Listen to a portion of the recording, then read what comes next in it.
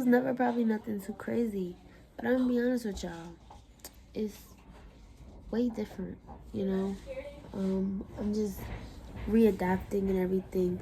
And you know, once you move, you gotta find out where you're gonna live. You gotta find out how you're gonna pay for things, because you gotta have a job, you gotta have a steady income and stuff like that. Like, what y'all gotta understand is, when I left from my house, I left basically being homeless, you know. And it's like you basically living every day on a day-to-day basis, kind of just trying to figure it out, you know. So it's just like I started noticing that because I was so down, I didn't want to bring other people around me down. So I left everybody alone. You feel me? I felt like that was the best thing to do. I just kind of like said, you know, I'ma just like stop. You feel me? The reason why I be so open with y'all doing these video journals and diaries or whatever it just may be is because I want y'all to see and experience the journey with me. And because it's like I could sit there and get through all of this and come on here like a new ass person if I want to, and y'all not experience that journey with me. It's just gonna be like, yeah, this is just a new YouTuber, you feel me? She's just doing this, that, and the third. You're not gonna be able to say that you actually experienced that journey with me. I'm only gonna be able to talk about it with you. I want to take y'all through the whole experience with me, you feel me? Another thing that I realized is I'm worried about so much of being perfected that sometimes, like, I had to realize that when it comes to certain things, you can't perfect everything. And like I said, my whole life I grew up thinking that everything had to be perfect, because when I was younger, I lived life basically without masking, without trying to be somebody different, you feel me? And that worked for me.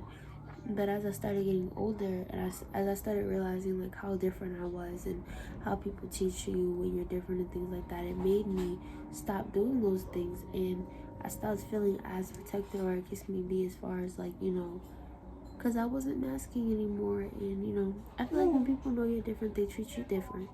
And in certain aspects, where it may be, basically what I'm saying is I'm healing the fact that I don't have to do that anymore. Like, at one point in time, I felt like I had to be somebody different, and I feel like that took the most away from me. I was watching a video today, and she was just basically explaining it. She was like, you know, it felt like horror in my head. You feel me? When you're a young kid and it feels like all the light that you had in you was sucked out of you, and you just healing and you going through that and you living in that, whether it's something that happened in the present, the past, childhood, all of those things, you feel me? It wasn't until I got 21 that I realized, not 21 but 19, 20, till I realized that like I actually did have a lot of suppressed childhood trauma and things like that, you feel me? And I knew of this, I just didn't know how much it was affecting me, because for so long I was able to just kind of put a band-aid over it and cover it. And then once I became pregnant and became a mother, it was just like I couldn't do that no more. Then I started becoming more aware to the energies and people around me and the people that I was keeping around me.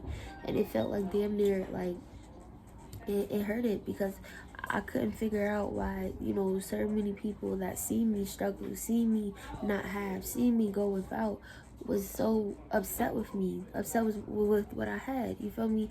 I couldn't understand that. Then on top of that, it would be times where it's just like I'm just chilling, you know, trying to figure, you know, life out, because it's like, realistically, I'm not going to say that I don't have people that be willing to be there for me, talk to me, whatever case may be.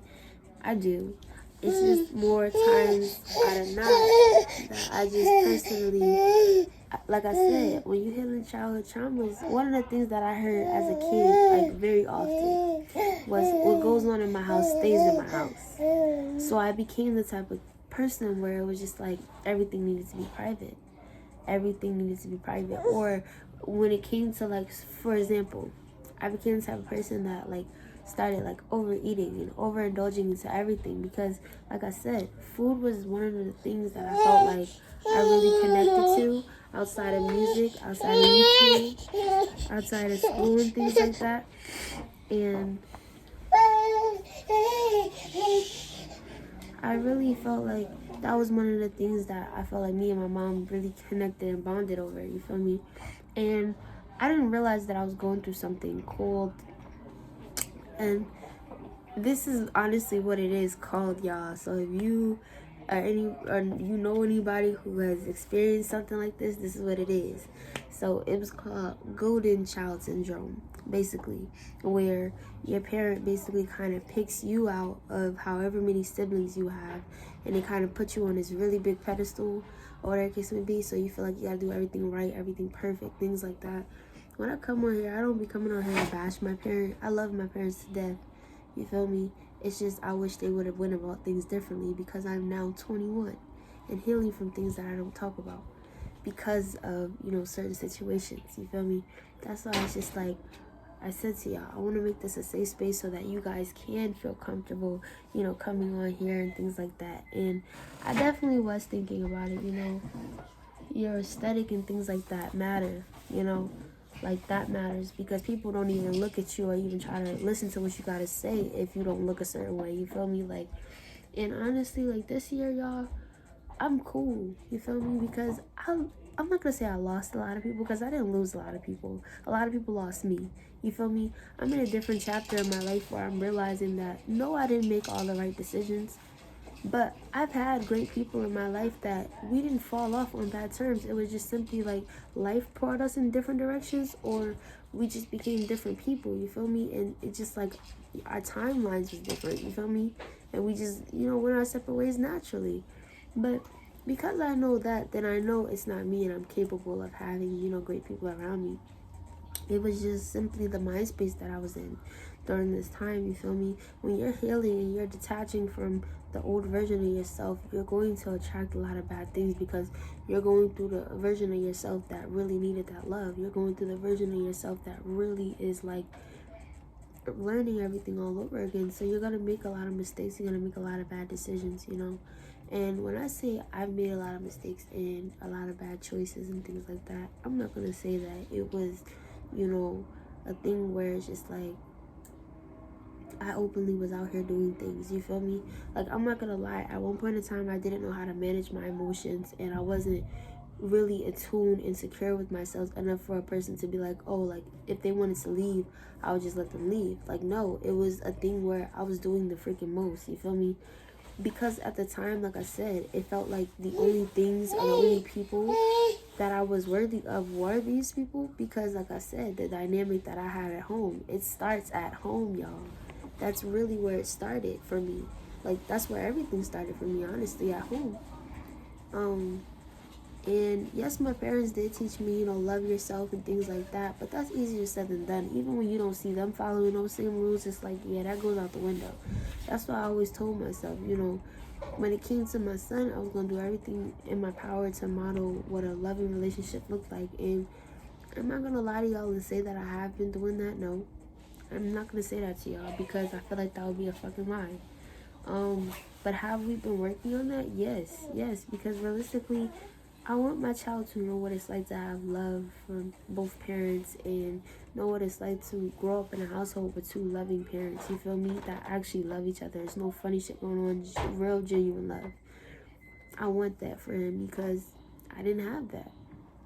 You feel me? I feel like my parents loved each other, but you feel me? It also felt like other things too, you feel me? But we're not gonna get into that. I feel like we all have, like, thank you.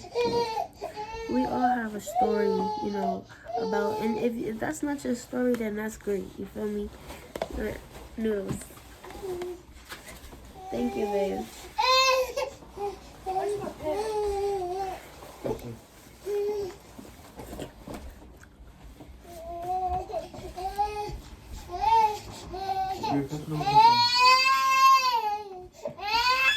Can you please get him? And I forgot what I was even saying.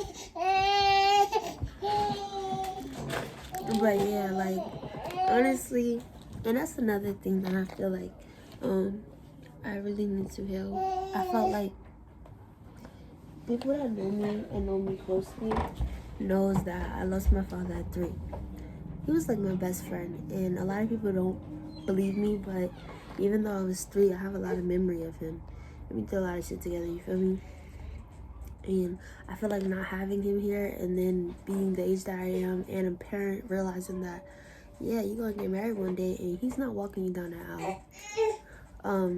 You feel me? Like, and then just on top of that, just like birthdays and holidays, you know, it ain't the same. So it's just like sometimes I'll have random things about that. Then sometimes it's just like I said, healing is backwards. It's backwards as fuck. Like one day you could be cooling, one day you good, and then the next day it's just like you feel like everything is crumbling again.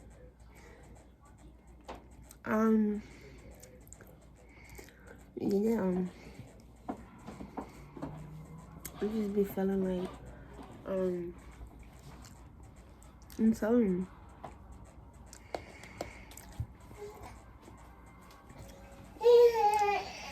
Y'all ever feel like when you wash something and